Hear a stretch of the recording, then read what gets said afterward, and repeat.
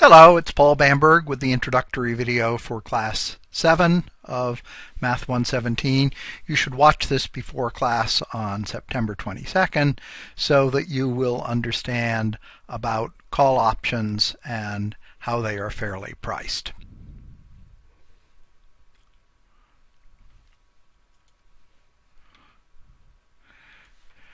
First, let me explain exactly how a call option works.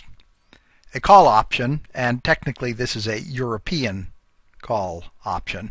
American call options are slightly more complicated to analyze, gives you the right but not the obligation to buy some underlying asset, frequently a share of stock, at a specified price, which we refer to as the strike price or the exercise price, on a specified date, which we call either the maturity date or the exercise date. Clearly, a sensible person will exercise the right to buy the share at the strike price only if the market price on the maturity date is higher than the strike price. And what they're very likely to do is buy the share at the strike price, immediately sell it at the market price, and therefore the value of the option in the case where the market price becomes higher than the strike price is equal to the difference between the market price and the strike price on the maturity date. An American call option can be exercised before the maturity date and therefore is somewhat more difficult to analyze.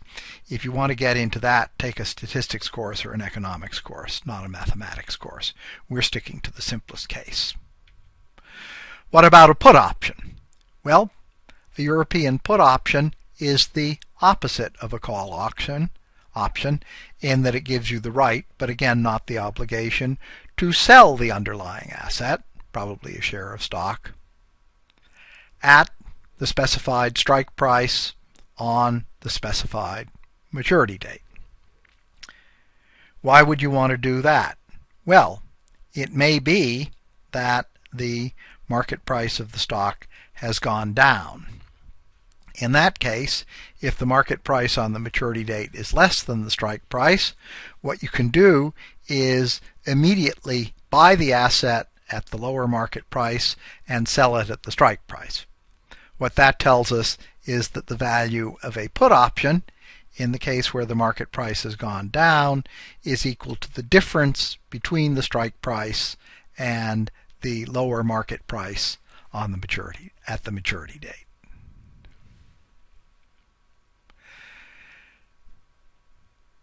Now, the intended use of options is for hedging.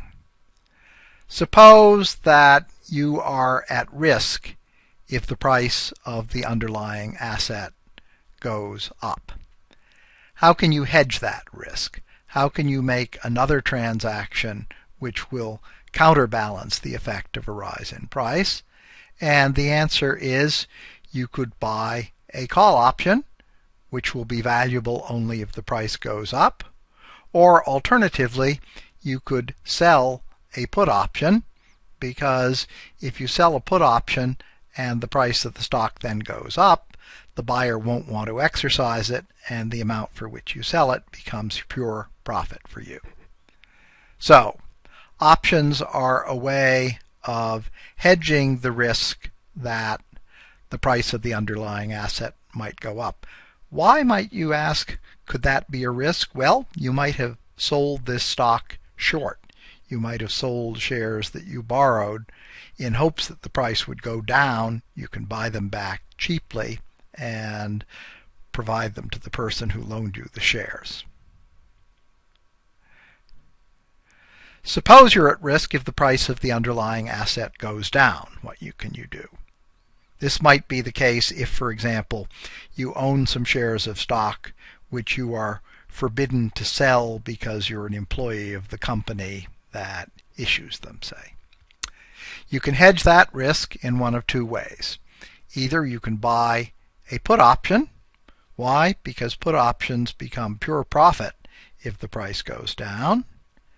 Or you can sell a call option, which will be pure profit also if the price goes down, for the simple reason that if you sell a call option and the price goes down, the option won't be exercised by the person who bought it. In fact, I would say the profit is purer if you sell a call option, because if you buy a put option and the price goes down, what you have to do is exercise the option to sell the share at the strike price, and then use some of the proceeds to buy the share at the lower market price, pocketing the rest as profit. But as you probably know if you follow financial disasters, that's not the only way to use options. Once these options are around, you can use them for speculation. Suppose you don't have much to invest, but you have very good reason to feel certain that the price of a certain stock is going to go way up. The obvious reason that you might feel certain is that you have forbidden insider knowledge and shouldn't be buying the stock at all, but we won't worry about that. The simple thing to do, of course, is just to buy some shares in the stock and wait for them to go up. But there's a way of making a whole lot more money. If you buy call options instead of shares, you'll make a much larger profit if the price of the shares goes up. Of course, if you buy call options and the price goes down, these call options are totally worthless, where if you buy shares instead, they're worth a smaller amount but not worth nothing. Alternatively, you might have reason to believe that the price of the asset is going to go down. You might have insider knowledge about bad news that's going to befall the company. Under those circumstances, if you want to comply with the law, you don't trade in the stock, but if you're an unscrupulous person, you can speculate by selling call options. If the price actually goes down, these options won't be exercised, and what you receive by selling the options is pure profit. Of course, there's a real risk here, because if the price, contrary to your expectation, goes up and the options are exercised, you're going to need to get a whole lot of cash in order to buy these expensive shares and turn them over at the strike price to the option holder. Another option, if you want to bet that the price is going to go down, is to buy put options. The trouble with that is if the price goes up, these put options become totally worthless. Now let's introduce a complication. So far we've described a situation like the original Glasgow scratch ticket, but we have ignored the fact that if there's a long time that elapses between when you buy or sell an option and the maturity date of the option, you could have put the money in the bank and had it grow a little.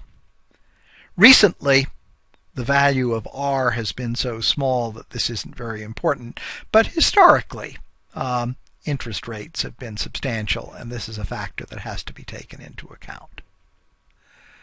So we're going to let R denote the risk-free interest rate. The time to maturity is capital T, and by simply finding a nice bank account or buying government bonds, which are essentially risk-free, you could increase the value of your funds by a factor of e to the RT.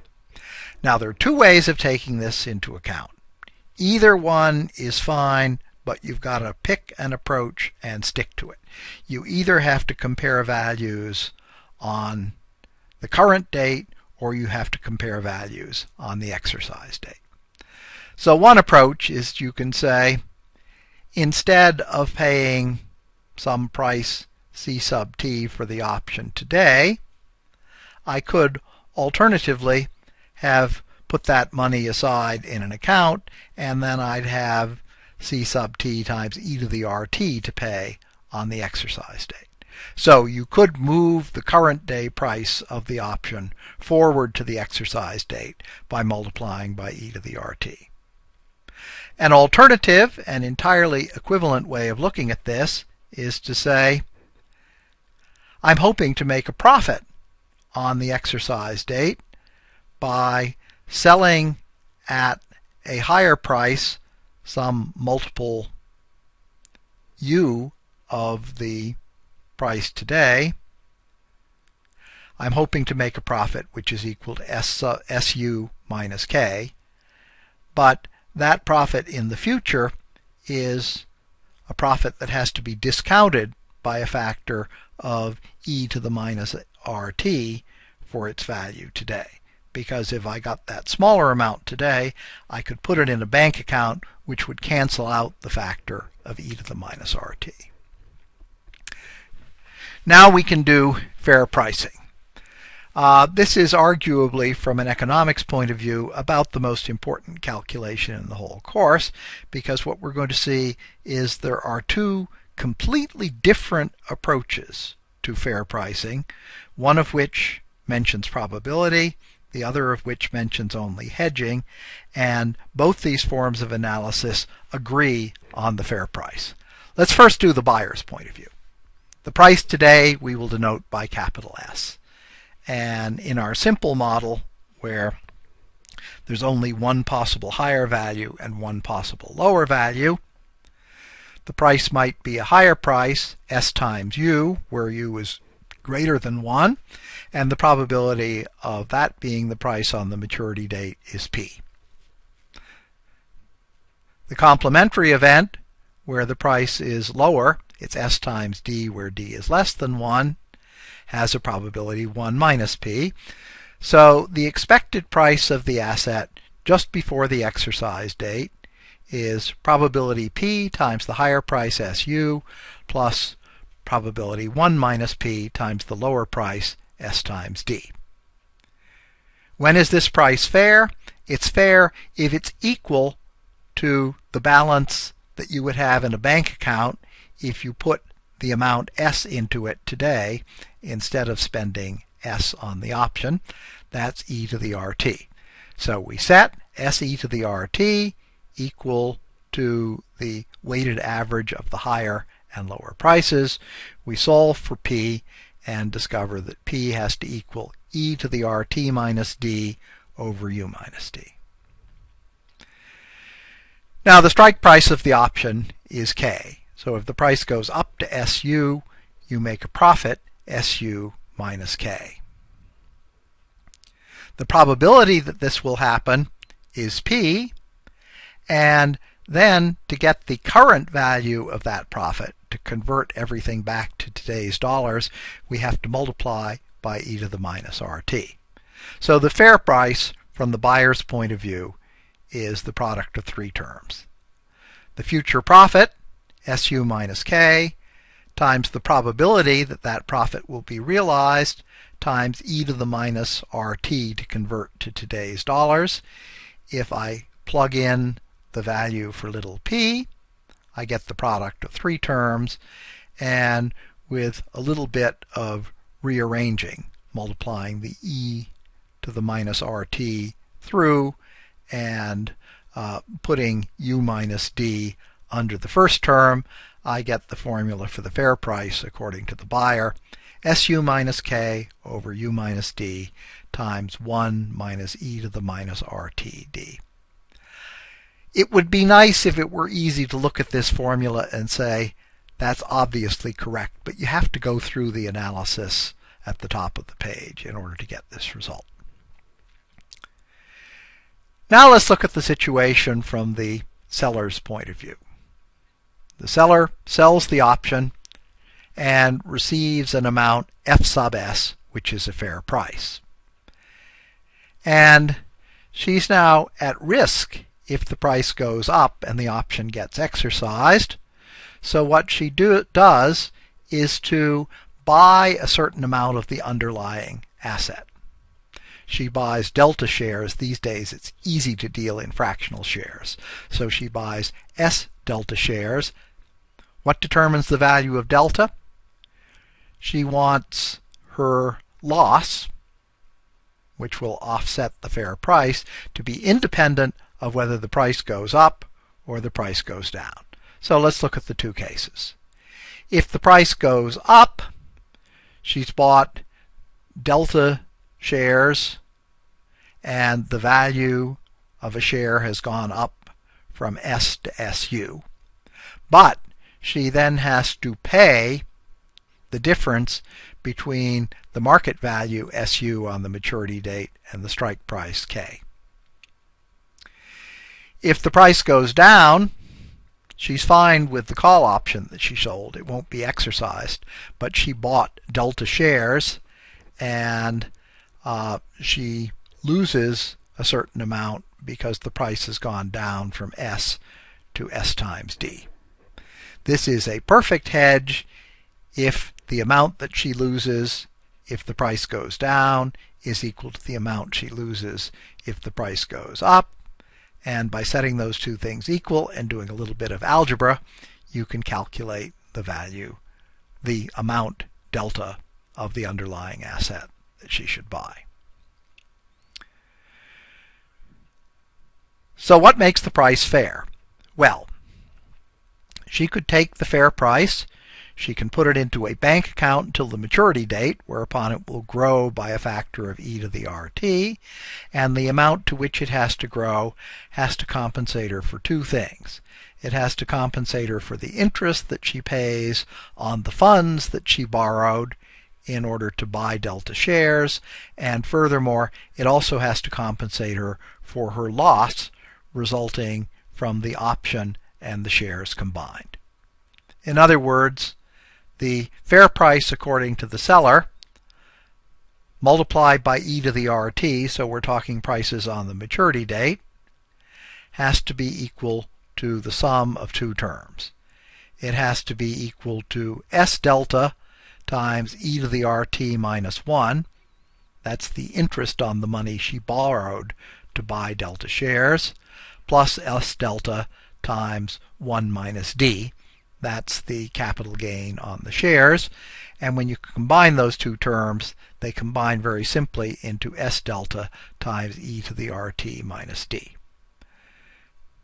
So we're all set. The fair price according to the seller is equal to S times delta, for which we have a formula above, times e to the minus RT multiplied by e to the minus RT minus D. That can be simplified slightly because the S here neatly cancels out the S's in the denominator, and the e to the minus RT multiplies by that to get 1, and also by the second term. And you look at this formula and say, haven't I seen you before? Yes, indeed. That's the same result we got by the completely different analysis involving probability we did from the buyer's point of view. In other words, you can verify fair market pricing by looking at what would happen if a seller carries out a perfect hedge. And it turns out in much more complicated situations, it's still possible to do this. That is the basis of the Black-Scholes option pricing formula with which we will come up at the end of the course. But for today, the Glashow call option was all I was hoping to do, and we are finished.